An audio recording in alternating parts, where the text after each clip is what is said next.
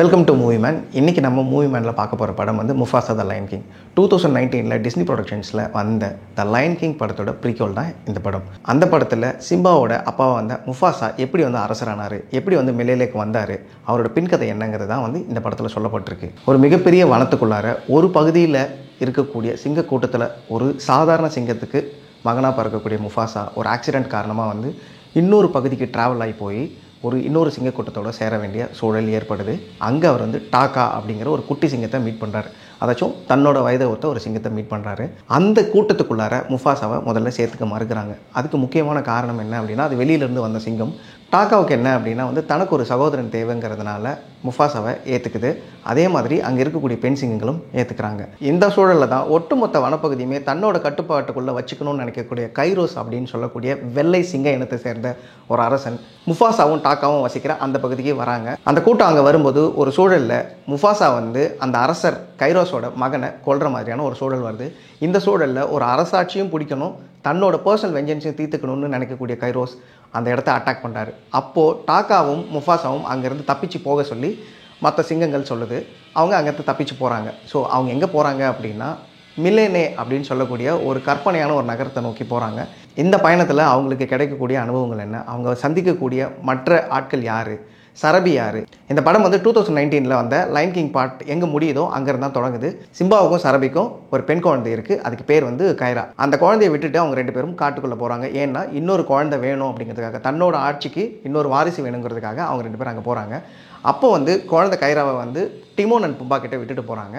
அங்கே ரஃபிக்கியும் வராரு, ஏன்னா அந்த குழந்தையை பார்த்துக்கிறதுக்காக. அப்போது ரஃபிக்கு உன்னோட தாத்தா முஃபாசா எப்படிப்பட்டவர் தெரியுமா, அவரோட கதை என்னன்னு தெரியுமா அப்படின்னு சொல்கிறதுல தான் வந்து அந்த கதையை ஆரம்பிக்குது. லயன் கிங்கில் எப்படி ஒரு அரச குடும்பங்களுக்குள்ளார யார் ராஜாவாக வரணும், யார் ஆட்சி பண்ணணும் அப்படிங்கக்கூடிய போட்டி பொறாமைகள், அப்புறம் அதுக்குள்ளே இருக்கக்கூடிய வஞ்சம் சூழ்ச்சி எல்லாம் பேசப்படுதோ அதே மாதிரி தான் இந்த படத்துலையும் கிட்டத்தட்ட பேசப்படுது. ஆனால் இந்த படத்தில் ரொம்ப முக்கியமாக பேசப்படுறது என்ன அப்படின்னா, அரச குடும்பத்தில் பிறக்காத ஒரு சாதாரண ஆள் கூட ஆட்சிக்கு வர முடியும். அவங்களுக்கு என்ன முக்கியமான குவாலிட்டிஸ் என்ன அப்படின்னா, தன்னோட சக உயிர்களை ஒருங்கிணைச்சி அவங்கள வழிநடத்தக்கூடிய திறமை இருந்தால் போதும் அப்படின்னு இந்த படம் சொல்லுது. ஃபோட்டோ ரியலிஸ்டிக் அனிமேஷன் அப்படிங்கிற ஒரு டெக்னாலஜி யூஸ் பண்ணி இந்த படம் பண்ணியிருக்காங்க. கிட்டத்தட்ட வந்து படம் வந்து நமக்கு பார்க்குறதுக்கு ரொம்ப ரொம்ப ரியல் வேர்ல்டு, ஒரு அனிமேஷன் மூவிக்குள்ளார நம்ம இருக்குங்கிறத இல்லாமல் ரியலிஸ்டிக்கான ஒரு உலகத்தை நம்ம கண்ணு முன்னாடி க்ரியேட் பண்ணியிருக்காங்க. இதில் வந்து பல வகையான லேண்ட்ஸ்கேப் வந்து நம்மளுக்கு காட்டப்படுது. ஒரு அருவி, ஒரு பூக்கள் பூத்த வனம், ஒரு கிட்டத்தட்ட எரிஞ்சு சாம்பலான ஒரு இடம், எல்லாமே அவ்வளோ ரியலிஸ்டிக்காக நமக்கு கண்ணு முன்னாடி வந்து நிற்கிறதுக்கு ஒரு காரணம் வந்து அந்த அனிமேஷன் தான். ஸோ இந்த டெக்னாலஜி இனி வந்து டிஸ்னி கையில் போகும்போது இன்னும் பிரம்மாண்டமான படங்களை நம்ம எதிர்பார்க்கலாம். முஃபாசா கேரக்டர் வடிவமைக்கப்பட்டிருக்க விதம் தான் சொல்லணும். அதுக்குள்ளே இருக்கக்கூடிய ட்ராமா, அதோட வீரம், பெண் சிங்கங்களோட வளரக்கூடிய ஒரு சூழலில் அது கற்றுக்கக்கூடிய வேட்டை தன்மைன்னு எவ்வளோ விஷயங்களை அதுக்குள்ளே கிராஃப்ட் பண்ணியிருக்காங்க. ஒரு அரசனாகத்துக்கான தகுதி வந்து முஃபாசாக்கு இருக்குது அப்படிங்கிறதுக்கு எக்ஸாம்பிளுக்கு ஒரு காட்சி ஒன்று வச்சுருப்பாங்க.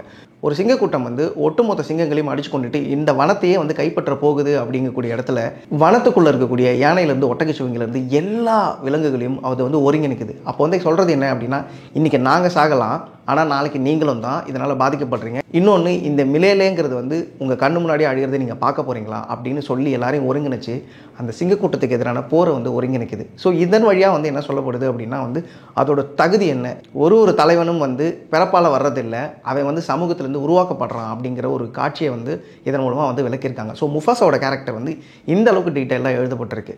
பட் ப்ராப்ளம் எங்கே வருது அப்படின்னா, மற்ற கேரக்டர்ஸ் வந்து ரொம்ப சிம்பிளாக எழுதப்பட்டிருக்கு. இந்த படத்துக்குள்ளே இருக்கக்கூடிய இன்னொரு முக்கியமான கேரக்டர் வந்து ரஃபிக்கியை வந்து நமக்கு போன பார்ட்லேயே அறிமுகப்படுத்துறதுனால அவரோட கேரக்டர் பற்றின கேள்விகள் நமக்கு பெருசாக வர்றதில்லை. இன்னொன்று, டாக்கா கேரக்டர் சரியாக எழுதப்படுதில்லை. டாக்காவுக்கு இருக்கக்கூடிய இன்ஃபீரியாரிட்டி காம்ப்ளெக்ஸ், டாக்காவுக்கு வீரமின்மை இப்படின்னு நிறைய சொல்லப்பட்டாலும் கூட அது எல்லா நேரங்களையும் அது ஒரு அன்போடு தான் இருக்குது முஃபாசா கிட்ட. ஆனால் என்னென்னா, இவங்க ரெண்டு பேருக்கான ரிலேஷன்ஷிப்பை ரொம்ப டீட்டெயில் பண்ணாமல் விட்டுட்டாங்க அப்படிங்கிறது. ஒரே ஒரு பாட்டின் மூலமாக நட்புனா என்ன, நீ என் சகோதரன் அப்படின்னு பாட்டு பாடுறதன் வழியாக மட்டுமே கடந்து போயிடுறாங்க. கிட்டத்தட்ட வந்து நம்ம தமிழ் சினிமா பாணியில் அது கடந்து போயிருக்காங்க அப்படின்னு சொல்லணும்.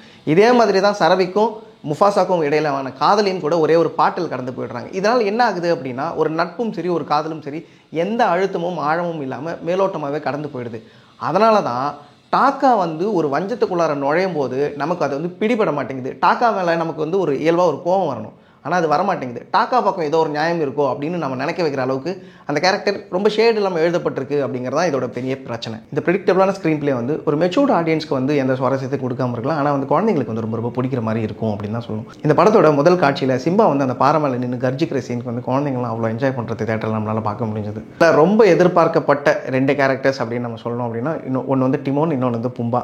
இவங்க 2 பேரும் நிறைய ஒன்லைனர்ஸ் படம் முழுசும் சொல்லிகிட்டே இருக்காங்க. என்ன அது வந்து காமெடியாக வந்து ஒர்க் அவுட் ஆகாமல் போயிடுறதுனால அதுவுமே நமக்கு ஒரு டைமில் வந்து ரொம்ப ஃப்ளாட்டாக இருக்குது.